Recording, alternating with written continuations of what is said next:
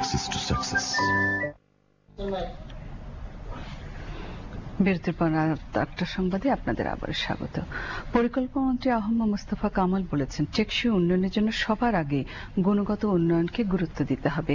এছাড়াও গবেষণা প্রতিষ্ঠানগুলোকে জনশক্তি উন্নয়নের জন্য গবেষণার দায়িত্ব নিতে হবে। আজ ঢাকা বিশ্ববিদ্যালয় সিনেট ভবনে অনুষ্ঠিত টেকসই উন্নয়ন বিষয়ক বাংলাদেশ সামিট 2014 শীর্ষক এক সেমিনারে প্রধান অতিথির বক্তৃতায় তিনি একথা বলেন।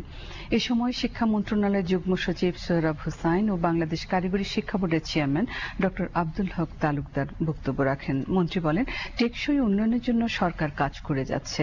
উন্নয়নের জন্য সরকারের পাশাপাশি বিভিন্ন উন্নয়ন সংস্থা সহ বেসরকারি প্রতিষ্ঠানগুলোকেও এগিয়ে আসতে হবে।